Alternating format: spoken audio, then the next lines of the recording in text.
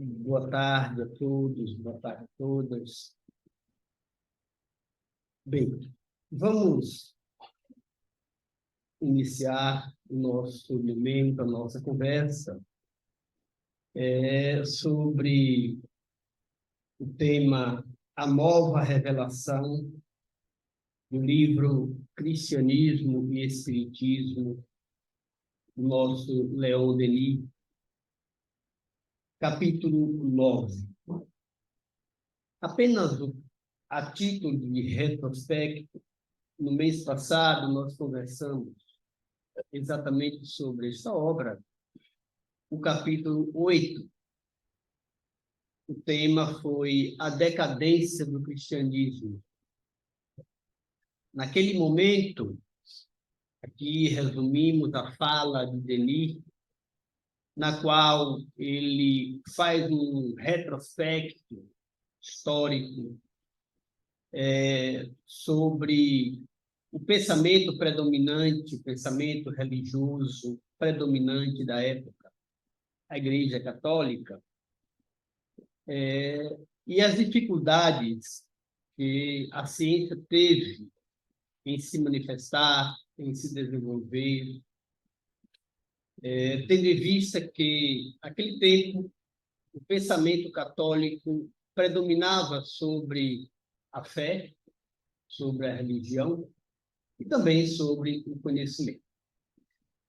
E nós encerramos a nossa fala naqueles dias exatamente com esse slide, quando Leon Denis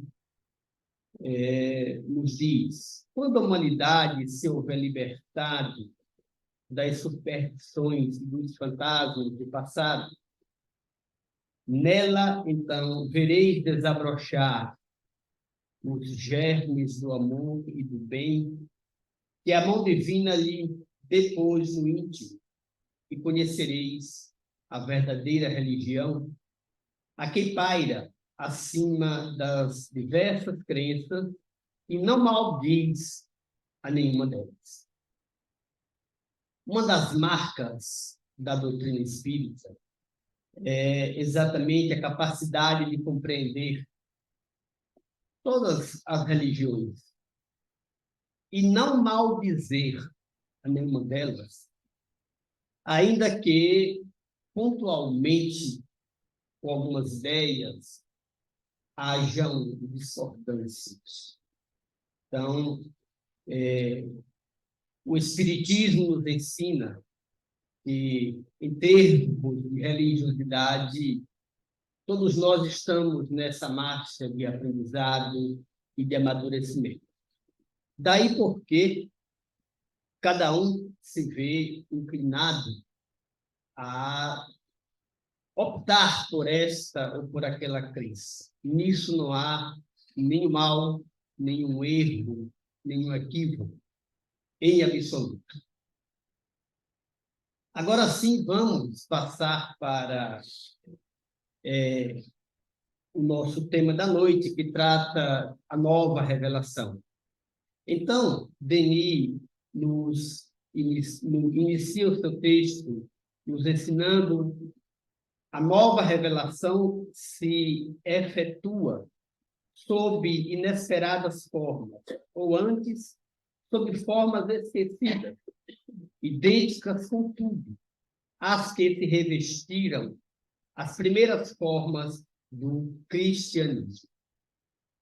Ele fala da nova revelação que se apresenta aos nossos olhos numa sociedade moderna, já acostumada com as pesquisas, com as buscas, com as descobertas, mas os fatos em si, os eventos, são antigos.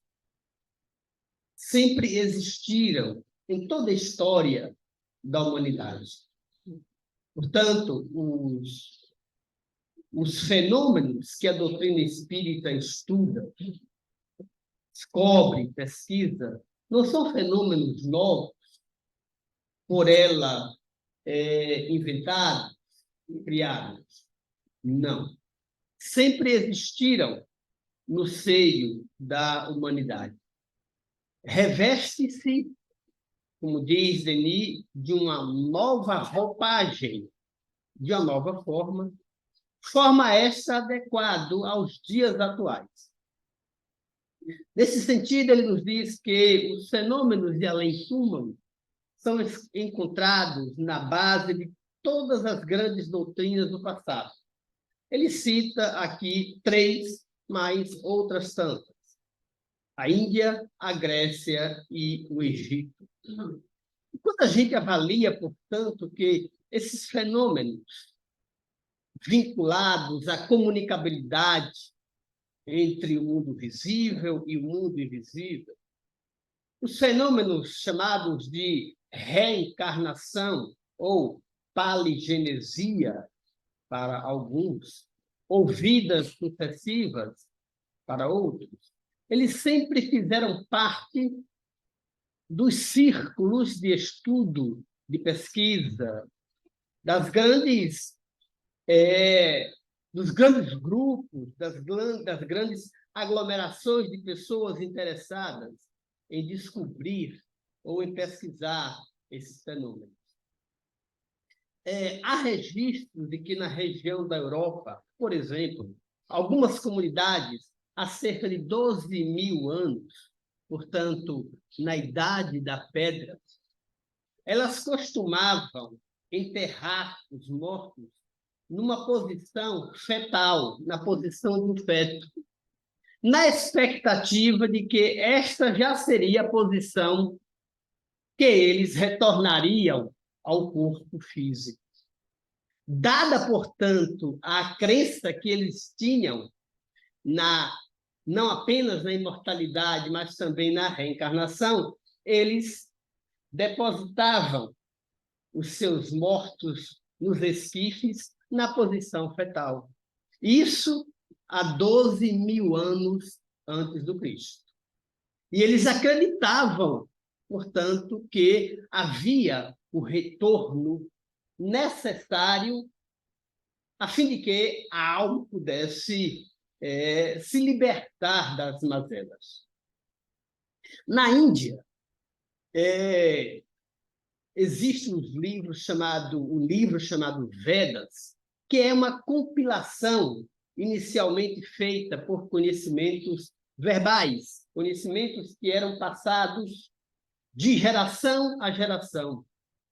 E, ao fim e ao cabo, ele passou a ser escrito. E a última parte dos Vedas é chamada de Upanishads, que é uma parte feita por músicas. E nessas músicas se entoavam verdadeiras revelações acerca do mundo espiritual. E está escrito nesses Upanishads que o espírito era criado simples, bem parecido com o simples ignorante da doutrina espírita. Não tinha palavra ignorante, mas tinha simples. E que esse espírito, a ele estava destinada tantas resistências quanto fossem necessárias até que eles se libertassem das impurezas espirituais. Então, são verdadeiros relatos. E o interessante é que os indianos, eles acreditavam na reencarnação da mesma forma como nós, espíritas, hoje defendemos. Ou seja, que o princípio espiritual vem desde o mineral, passando pelo vegetal, animal, chegando à condição humana, e daí segue a sua ascensão para mundos mais venturosos. Eles acreditavam da mesma forma, vivenciavam isso de forma tão intensa que registraram em suas áreas, em suas canções, em seus musicais, lá nos Upanishads. Isso há algo em torno de 1.500 anos antes do Cristo. Na Grécia, o conhecimento acerca da imortalidade da alma e acerca da comunicabilidade entre o plano material e espiritual era um fato amplamente aceito por todos os estudiosos e de forma até um tanto mitológica por toda a sociedade grega daquele período. Pitágoras, segundo Heródoto, que escreve sobre ele, diz que Pitágoras acreditava na reencarnação, não só acreditava, como costumava dizer que, antes daquela atual existência, ele teria vivido como um soldado troiano, numa existência. Noutra, teria vivido como um agricultor. Só que tem um detalhe que ele acreditava na metempsicose, ou seja, na possibilidade do espírito encarnado na condição humana, mas se ele não pratica o bem, ou se pratica o mal, ele está sujeito a retornar num corpo animal. Então, mas ele acreditava de forma tão veemente nessa verdade que ele conta, Heródoto, que ele, uma certa feita, impediu que alguém desse uma surra no cachorro, porque no momento que o cachorro estava aflito, começou a latir. E ele percebeu, pelo latido do cachorro, de que ali estaria um velho conhecido dele. Então ele foi lá e impediu que o cachorro fosse surrado. Se é verdade ou não, se é verdade ou mito, mas o fato é que não só o Platão, mas como todos os filósofos estudiosos da antiguidade grega, acreditavam de forma bastante assente na reencarnação. Platão, idem. Platão acreditava também na reencarnação, inclusive existe uma história atribuída a ele, que é a teoria dos cavalos alados, ou a teoria do cocheiro. Diz mais ou menos o seguinte, que a alma humana ela pode ser considerada como uma carruagem que vagueia no espaço. Essa carruagem ela é comandada por 2 cavalos. Um cavalo representa a prudência, a tolerância, a sabedoria. O outro representa a inquietude, a impaciência, o conflito. Num certo momento do espaço, esses 2 cavalos entram em conflito. E o cocheiro, não tendo a capacidade de conduzir a alma, ou seja, a carruagem, ela se perde, os cavalos perdem as asas e a carruagem então desce para a terra. Ele diz: se a alma ou a carruagem, no momento do conflito entre os 2 cavalos, percebe compreender o verdadeiro sentido da vida, aprendeu algo sobre o seu vaguear pelo cosmos, ela encarna num corpo nominal.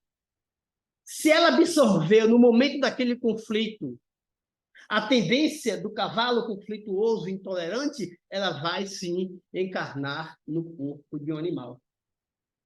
Essa é a teoria do cocheiro ou dos cavalos alados.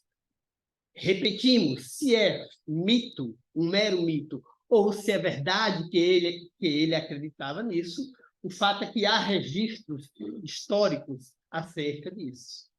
Então, a gente observa que na Índia, na Grécia e no Egito, acreditava-se piamente na reencarnação. No Egito, por exemplo, segundo alguns historiadores, quando alguém desencarnava,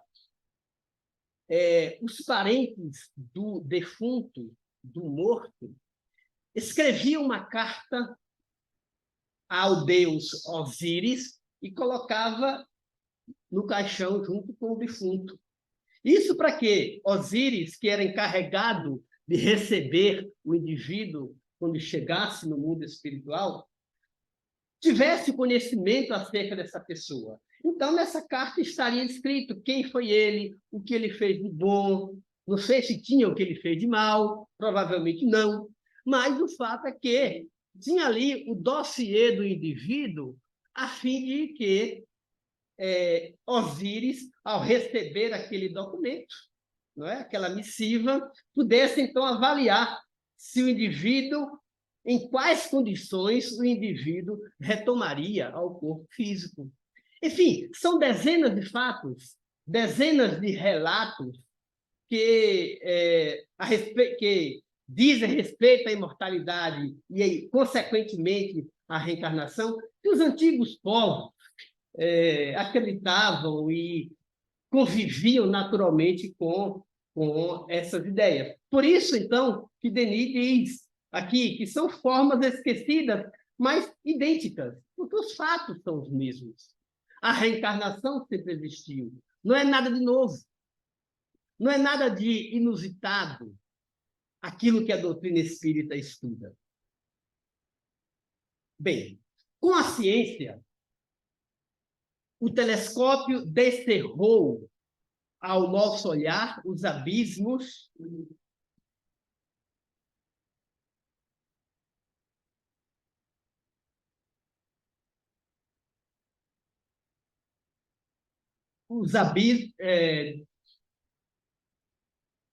o olhar com a ciência, o telescópio descerrou ao nosso olhar os abismos do espaço. O microscópio revelou o infinitamente pequeno. Essa é uma das diferenças entre a reencarnação vista sob a ótica do espiritismo e a reencarnação vista sob a ótica dos antigos gregos ou egípcios. Porque o espiritismo surgiu no momento em que a ciência já era muito avançada, no momento em que já se conhecia bastante a matéria, se conhecia bastante os universos, digamos assim, ou os mais diversos mundos, foi possível, portanto, conceber melhor os fatos da reencarnação. A física descobriu a transformação das forças, a radioatividade dos corpos e as leis que mantêm o equilíbrio universal. A química deu a conhecer as combinações da substância. Portanto, a química e a física foram fatores relevantes, relevantíssimos mesmo, para que se pudesse conhecer os fenômenos estudados pela doutrina espírita. E veremos aqui adiante alguns deles destacados no texto de Leon Denis. Com a ciência do espírito, com a ciência, o espírito humano pôde mergulhar os olhos nessa grande Bíblia da natureza, nesse livro divino que ultrapassa, em toda a sua majestade, as Bíblias humanas. As Bíblias humanas são extremamente limitadas, eivadas muitas vezes de preconceitos, de limitações das mais diversas formas. Mas a Bíblia da natureza, esta que está aberta para quem tiver olhos de ver e quem tiver a disposição para estudar e para compreendê-la, nessa Bíblia, sim, haverá de se encontrar todos os fenômenos chamados como paranormais e que a doutrina espírita, pela via do estudo, da análise, da pesquisa demonstrativa, mostra ou encaixa todos esses fenômenos no rol da normalidade.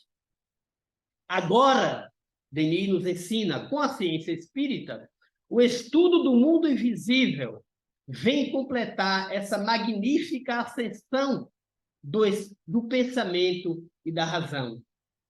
Significa isso dizer, a partir da doutrina espírita, as verdades relacionadas à imortalidade da alma e à reencarnação não estavam mais adstritas ou circunscritas a pequenos grupos, os chamados sábios, os chamados iniciados. Não estavam mais cercados com as sibilas ou as profetisas, mas estava aberto a toda pessoa que desejasse pesquisar e nele se adentrar para melhor compreender. Em meados do século transato, portanto, está se falando 1850, já que esse livro foi escrito em 1898, o homem, iludido por todas as teorias contraditórias, por todos os sistemas deficientes com que pretenderam nutrir-lhe o pensamento, deixava-se embalar pela dúvida. Aqui ele está falando de um momento, e nós falamos isso na palestra anterior, não é? Foi um instante em que tinha ocorrido a cisão ou o divórcio entre a ciência e a religião. A religião não conseguia mais responder às perguntas relacionadas à divindade, relacionadas à imortalidade da alma, relacionadas ao extrafísico. Por outro lado, a ciência aferrada ao materialismo não dava margem a outras pesquisas. Então, de um lado, a ilusão de um Deus que não se conhecia e de um pecado e de um inferno eterno. Do outro, uma ciência extremamente materializada, pelo menos a ciência da cátedra das grandes universidades, que não conseguia responder questões acerca do psiquismo humano, da natureza do ser humano. Daí a dúvida. Os mistérios dos santuários orientais, os fenômenos ocultos da Idade Média, depois de longo silêncio, se renovaram e nasceu o Espiritismo. O Espiritismo, portanto, faz vir à tona todas aquelas verdades que até então se encontravam no rol de pessoas iniciadas. E a doutrina espírita vem pôr a claro, à luz do dia, pela pesquisa, pela experimentação, os fatos, então, obscuros e incompreensíveis para a grande maioria. No Espiritismo, estudam-se as mesas que giram e rodopiam, os objetos que se deslocam sem contato, o ressoar de pancadas nas paredes e nos móveis, o conjunto de manifestações que se reproduziam, e tantos outros eventos que entendeu Kardec estudar, catalogar, sistematizar, amparado, envolvido pelos amigos espirituais, aqueles que ajudaram na codificação. Bem, nada de verdadeiramente grande acontece sem que, contra isso, a turba multa se levante. Isso é fato. Tudo de grande, de revolucionário que aconteceu e que acontece na face da Terra, sempre há momentos de extrema negação, de extremo conflito, e não está fora também desse rol a própria doutrina espírita. Até porque com Jesus aconteceu exatamente a mesma coisa. Jesus veio trazer uma ideia nova, novas verdades, novos pensamentos.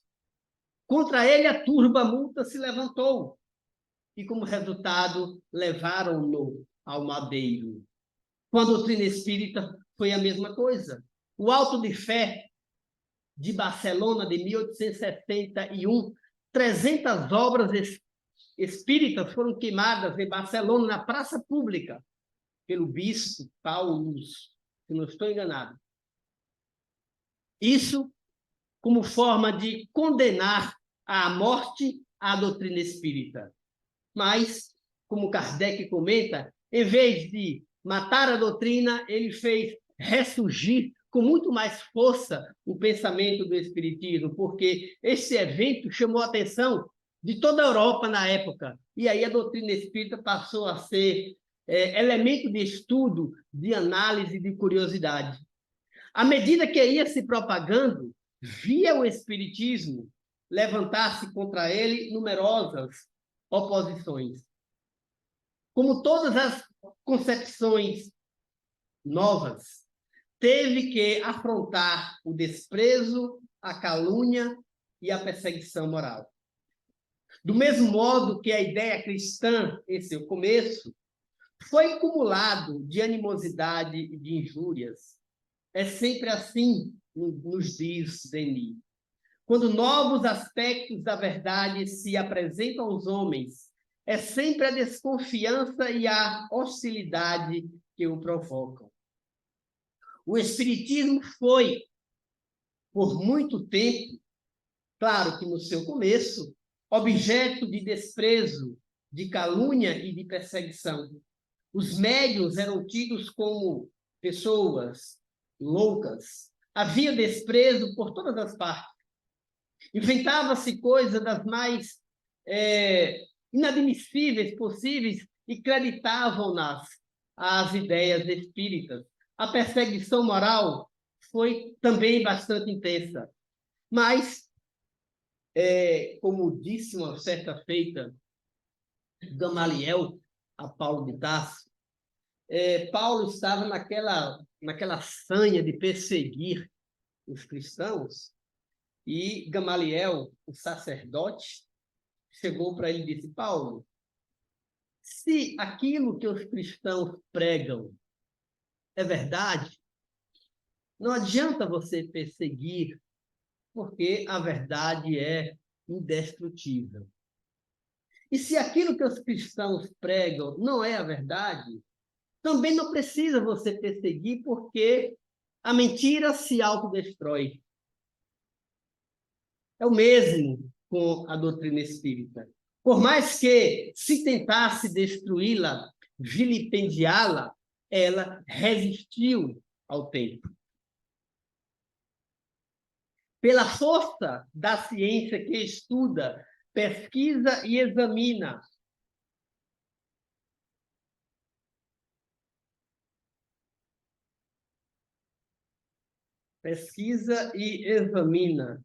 Estou pensando aqui.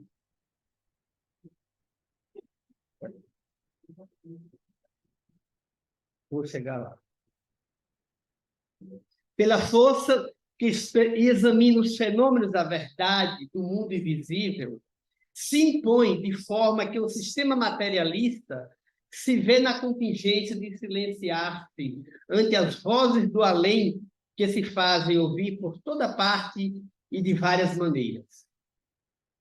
A fadiga, fatigada pelas especulações metafísicas e dos dogmas religiosos, a humanidade reclamava provas palpáveis, sólidas bases em que pudesse repousar as suas convicções, e nisso apegava-se ao estudo experimental e observação dos fatos.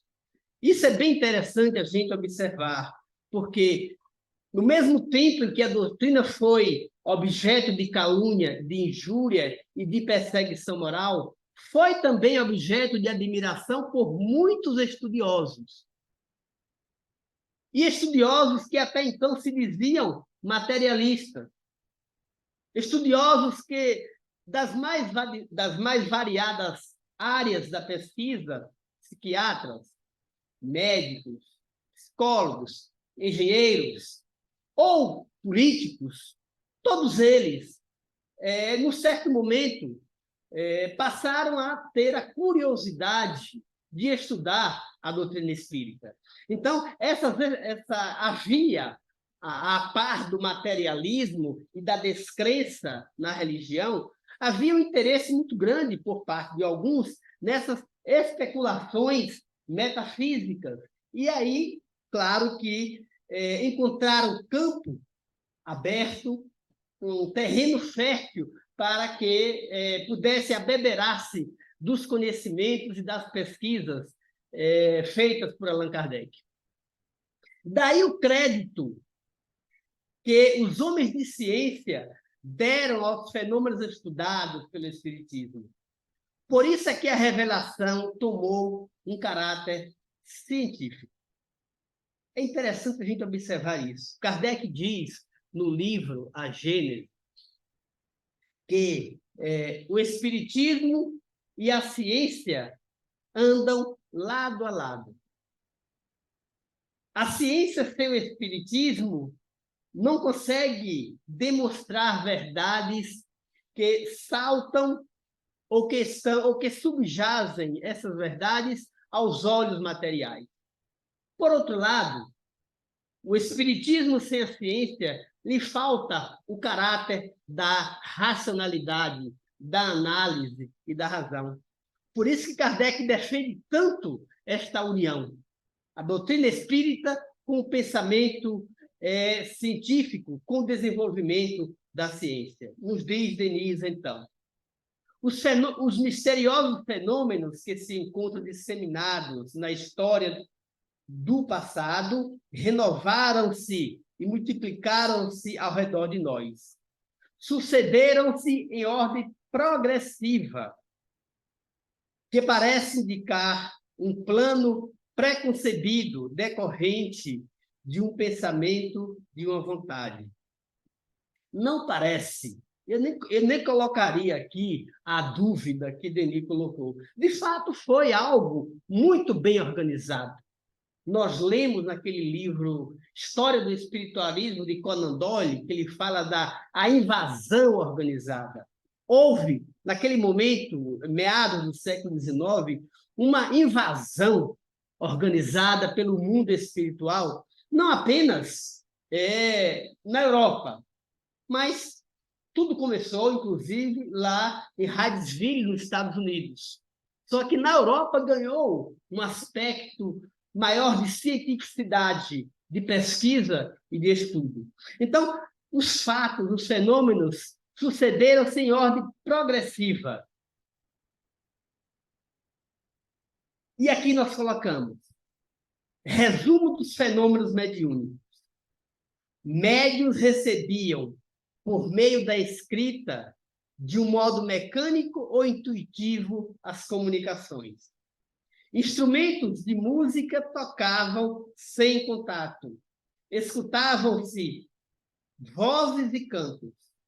Melodias penetrantes pareciam descerem do céu e perturbaram os mais incrédulos. A escrita direta produzia-se do lado interior de ardósias justapostas e lacradas. Tantos e tantos fenômenos foram estudados.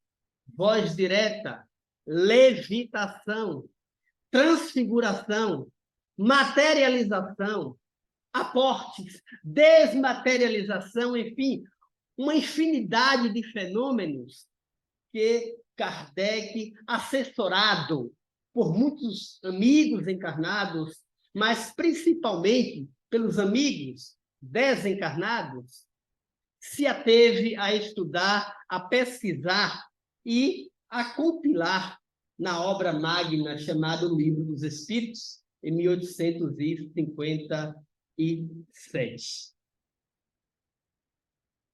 Bem, aqui ele está falando já um texto do livro de Denis, em que ele faz ele traça um processo evolutivo, não é, entre o espiritismo feito à base, inicialmente à base das mesas girantes, e já os fenômenos espíritas passando pelo processo da incorporação, da mediunidade que hoje nós conhecemos.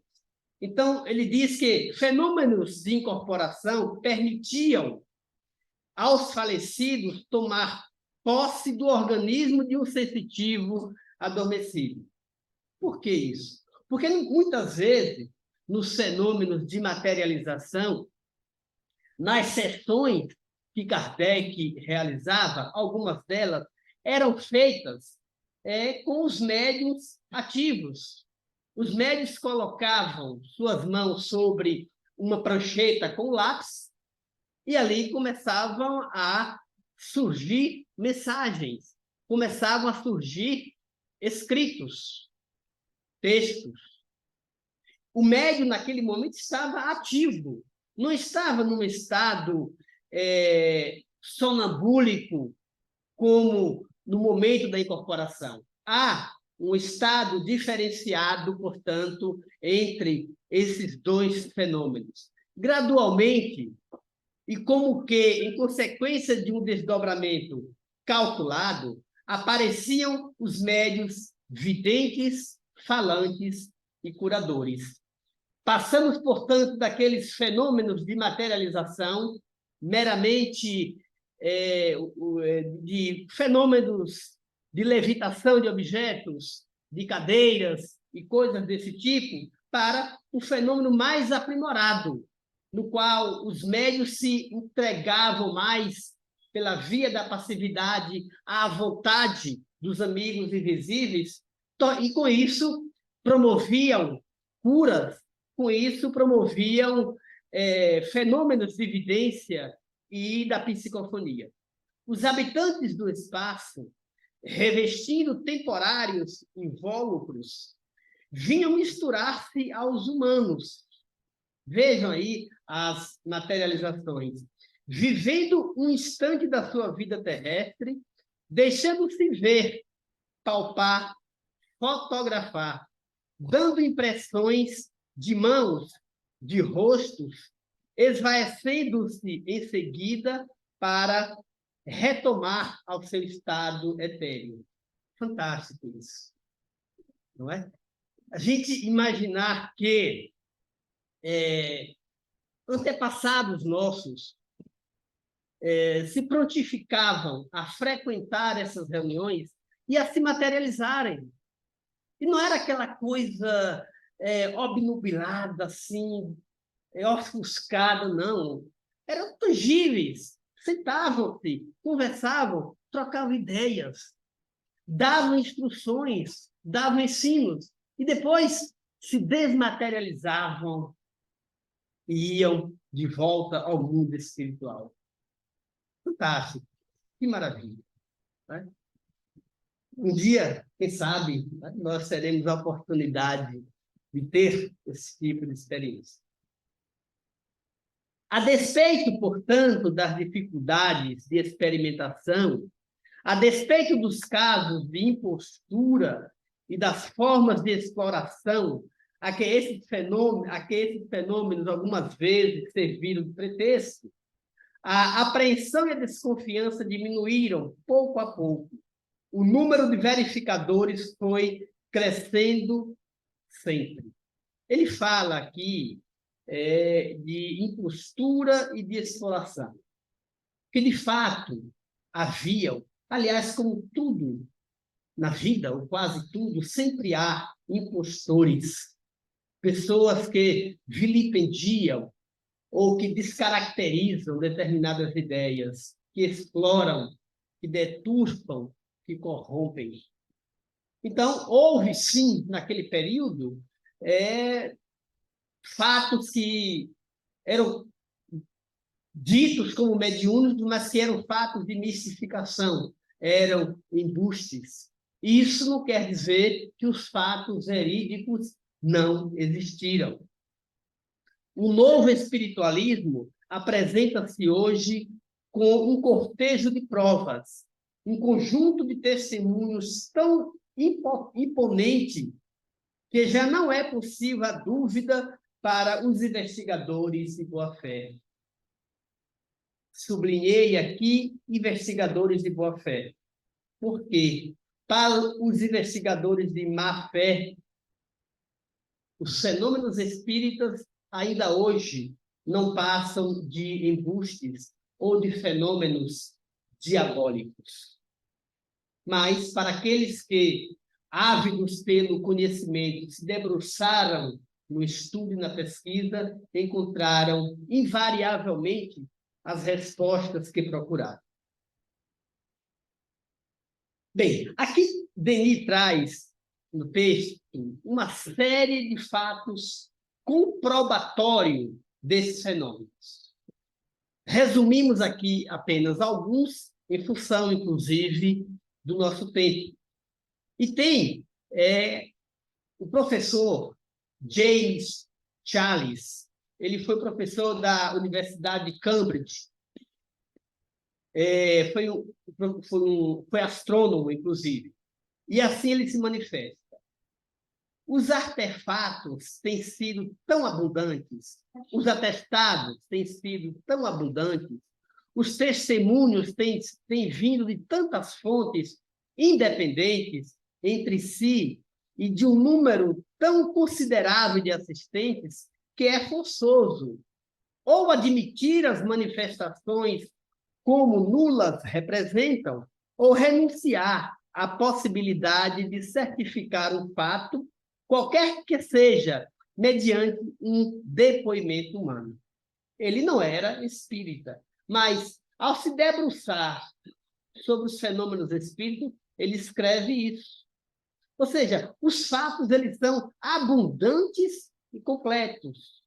São muitos, e são completos, no sentido de que são compreensíveis, são entendíveis, e vêm de todas as partes, e de partes independentes.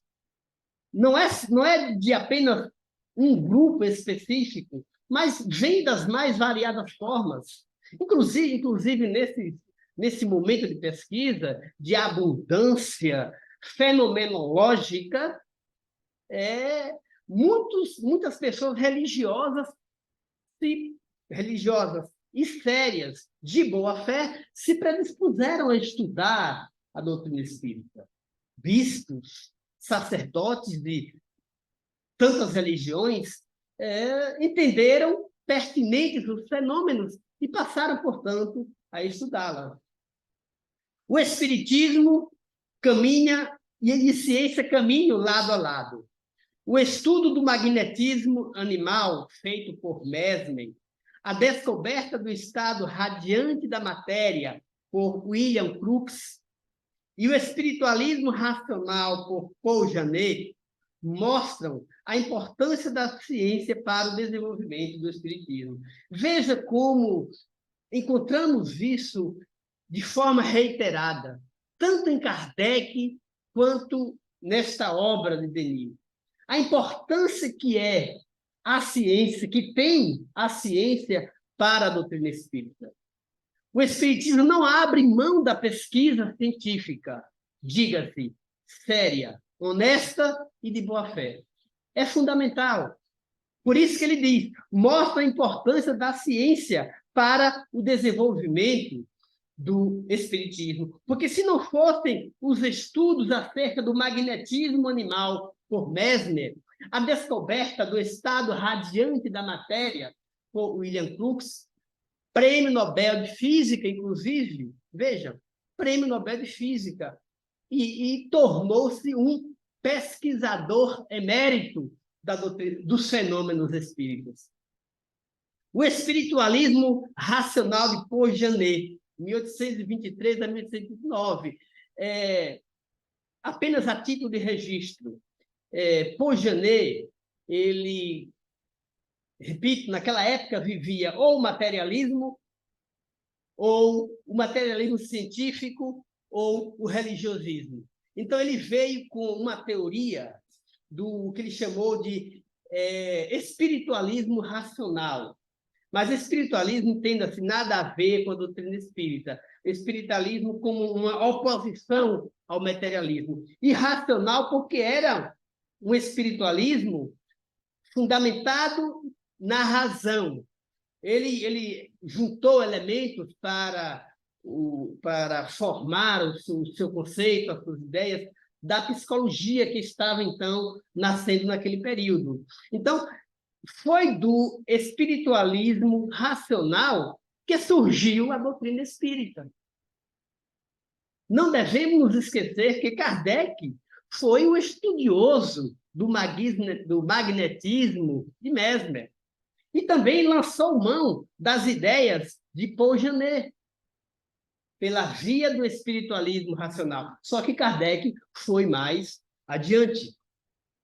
Por isso que houve a necessidade dessas ciências, a física, a química, a psicologia, o espiritualismo racional terem vindo antes da doutrina espírita, porque Kardec se utilizou desses elementos para estruturar a codificação.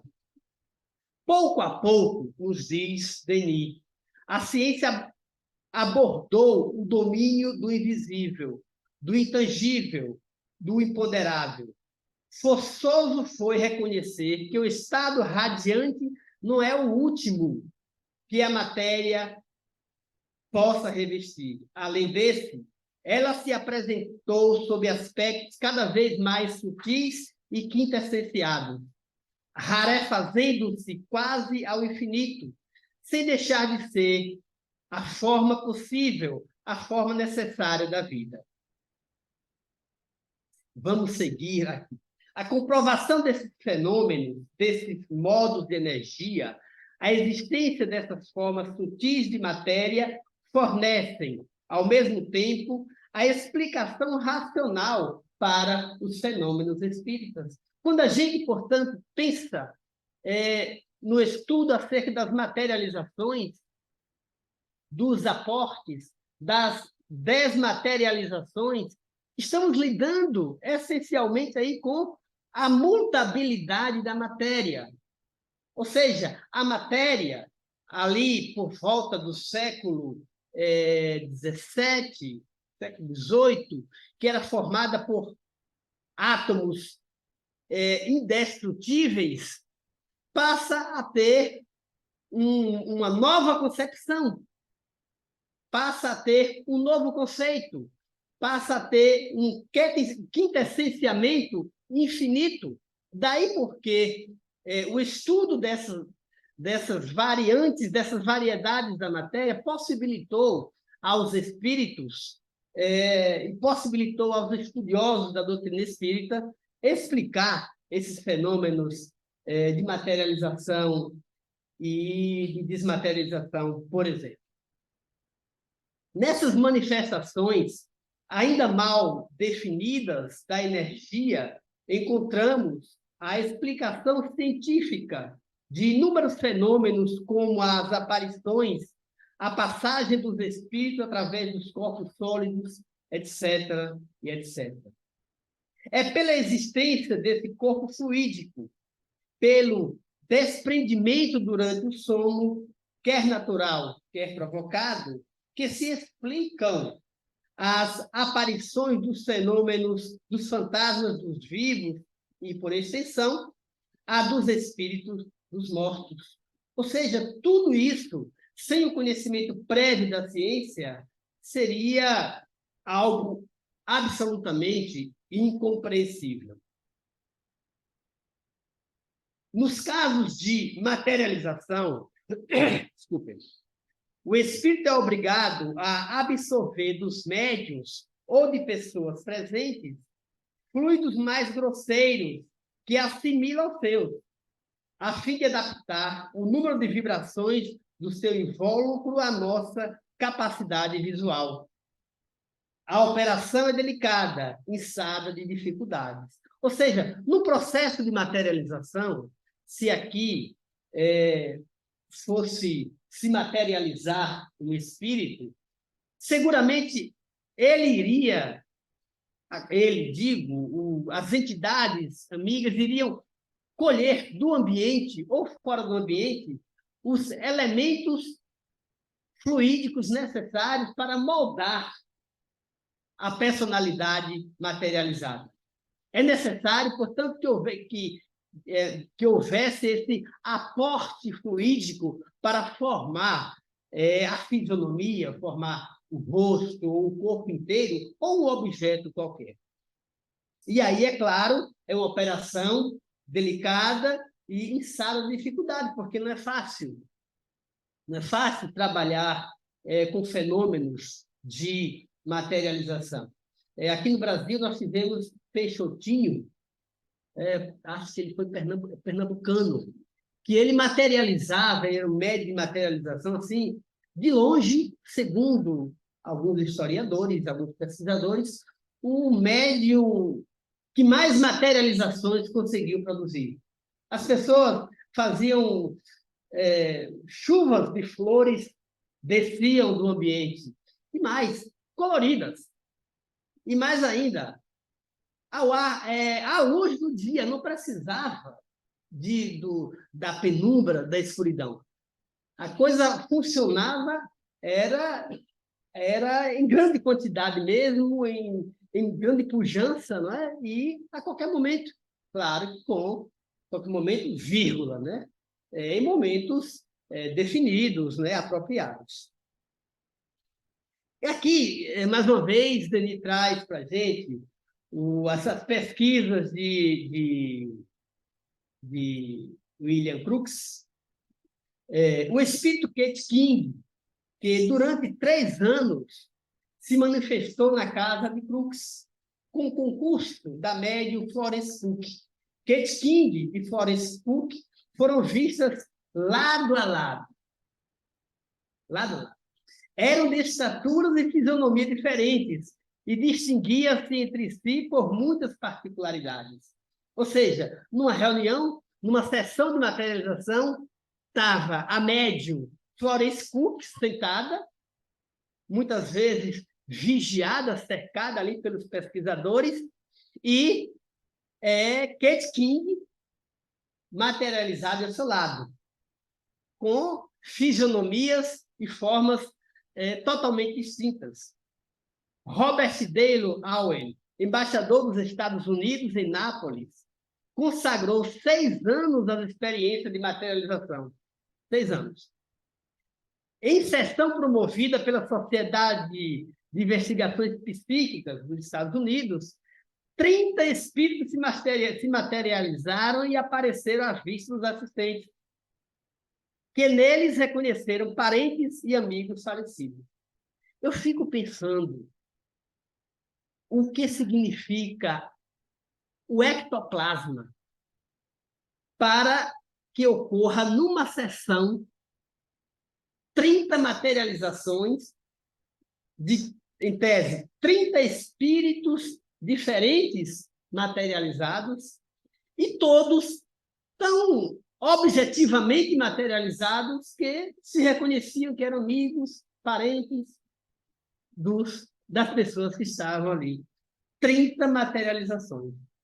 Haja ectoplasma, haja fluidos. Hoje não se faz mais médios como antigamente. Bem, e aqui a gente não pode deixar de falar de Lombroso. O professor Lombroso, com a médium Zápia Paladino, essa que se encontrava em transe, esperava obter fenômeno de importância. De repente, percebe sua mãe saindo do gabinete. Eusápia estava deitada, amarrada, braços e mãos, para que não houvesse dúvidas, nenhum tipo de embuste, e, de repente, sai a mãe de Lombroso do gabinete, coberta com um véu, e, ao girar em torno da mesa, aproxima-se dele, descobre o rosto e beija-o. Por umas 25 vezes depois dessa, 20 vezes depois dessa, ela se materializou para ele. Imagina a emoção. Lombroso era um criminalista, né? Era estudioso na área do direito, portanto, não era um religioso para acreditar, né? Mas, diante de um fenômeno como esse, ele, percebendo a sua mãe se aproximar dele, tirar o véu, beijar e conversar com ele. Não há como não acreditar. Noutro momento, com Eusápia completamente isolada e vigiada pelos assistentes, verificou-se o deslocamento de móveis, sons de instrumentos sem contato, levitação de corpos humanos, levantando cadeiras com as pessoas que as ocupavam. Estamos falando de cadeiras que se levantavam com pessoas sentadas nas cadeiras. E as cadeiras se levantavam. Ora, como não acreditar nisso? Como imaginar que isso era um truque?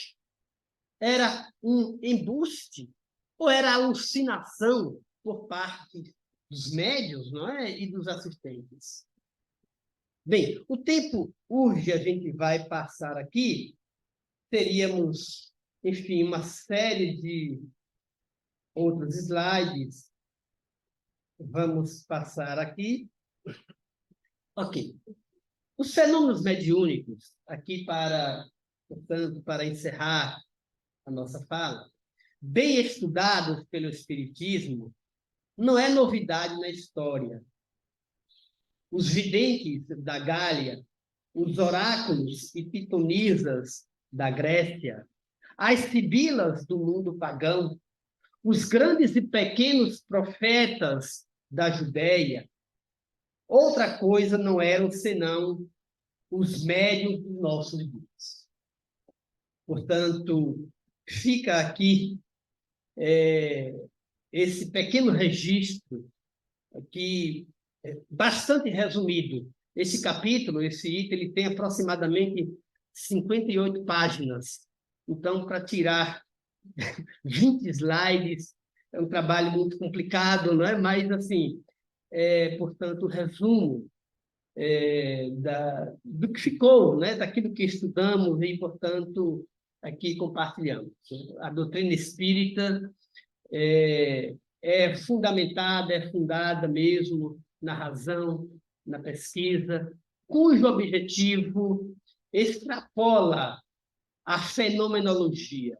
O objetivo máximo da doutrina espírita é fazer com que nós sejamos, dia a dia, melhores, servindo mais e melhor para Ele, o Cristo. Deus nos abençoe. E aqui agradecemos em público ao nosso Leon Denis, Kardec, aos amigos espirituais que nos legaram tamanha fonte de conhecimento e de sabedoria.